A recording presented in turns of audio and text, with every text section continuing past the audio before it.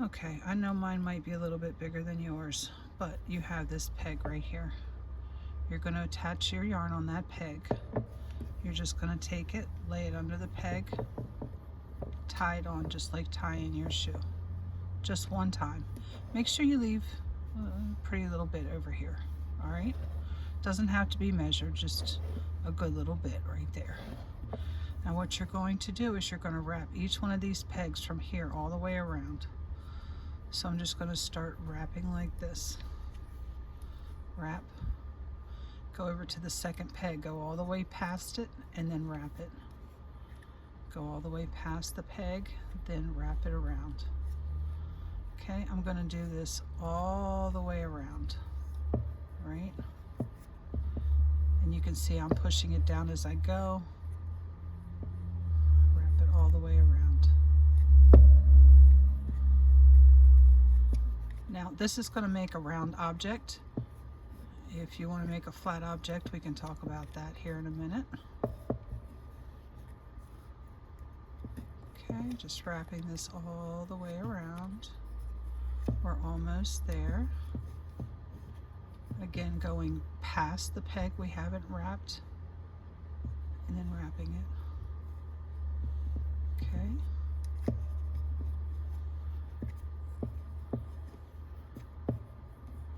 You can wrap this with either hand, your right hand, your left hand, whichever is easier for you. I can pretty much work with both hands. Now, we've wrapped it all the way around.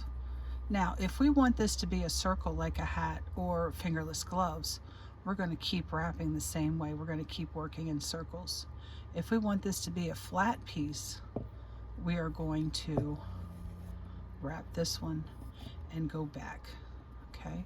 We want a circle piece, so we're going to continue on and we're going to wrap a second time around to where we have 2 of these on each peg around, okay? So I'm going to keep on going, keep on going. And again, we're going to go past the one we want to wrap and then wrap it.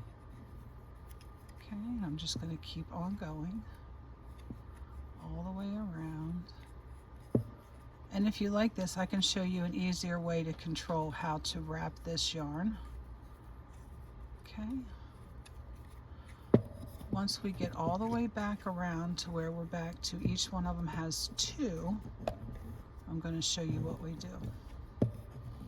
We are almost there. Just a few more pegs. And you want to keep a hold of this string until you finish this one last little piece here, okay? Don't let go of this string here in your hand. This will all go loose. All right, now we've got 2 on each one. What I'm going to do is I'm going to hold this against one of these pegs, just like this, okay? Now, this very last peg that I just wrapped, I'm going to need a tool that looks like this. It's like a little dental pick on a stick. This allows me to ride this little ridge that's in these pegs to take the bottom loop, pull it up, and pass it over the top loop. This first one's going to be a little tight. The rest of them will loosen up. Once you've got that over there, you can let go of your string because it's trapped under there. You can just let that lay right there. And you're going to work your way back over all of these. You see how this one's a little easier to do. The first one's going to be really, really tight. Okay? But you're going to lift that and drop it over the back. Pick it up with this little pick. Drop it over the back. What I am doing when I pick it up, once I get it on the pick, I am pulling it forward a little bit and then pulling it up. Little secrets that I'm passing along to you, Haley Beth. Okay? And we're going to do this all the way around. Once we get all the way back around, we're going to start wrapping again. Okay?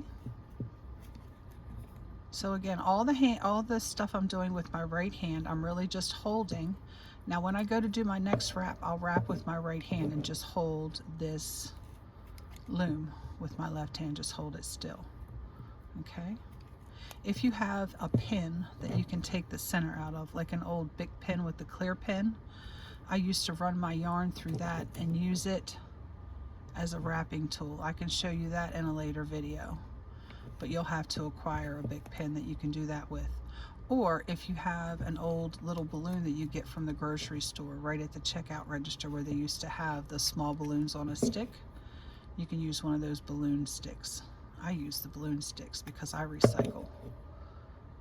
So yeah, and it makes it easier to wrap the pegs. I will do a later video showing that. I have to find one of my balloon sticks that I use for this, or a pen, and show you how to do that. Now this will tighten back up as you start to get back all the way around. Okay, but it shouldn't be too bad. All right, we're almost all the way back around to where we only have one pin, or one wrap on the pin or peg. Okay, now we're going to push all of this down. You can come here to the inside, look at the inside, just push it down to the bottom. Okay, it might be a little tight, but this gets easier to do as you go along. You do have to have them down before, and them catching up in here is really, sometimes you might have to use this to pull them down a little bit. Okay, just grab it and pull it down. Sometimes that's hard on these old hands. Okay, just pull them all back down.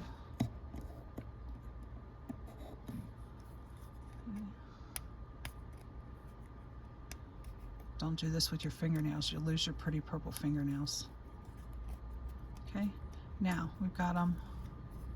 Let's get them all back down here. Move our string out of the way so we can get all of these back down. And you see how I turn this around all over the place. Feel free to do that as long as your yarn is under control up there. Okay, as long as you've done that first stitch. Now, something that you can do, if you don't like wrapping all the way around, I'll show you something that you can do this round. Now we've got to find where our yarn stops, right here at this peg. So we're going to go over here to this next peg, right next to it. Continue wrapping. If you only want to wrap 3 or 4 pegs, you can wrap 3 or 4 pegs. Okay? Hold your yarn right here. You can then come, pluck up 3 or 4 at a time. Just remember where you stopped. Okay, there's our 3. You always know that this should be peg number 1 because it's right here next to where you tied on. This is where you will stop and end your rows at too. But you just keep wrapping. Okay, and I can do this. Wrap with, let me untangle this. Wrap with your right hand.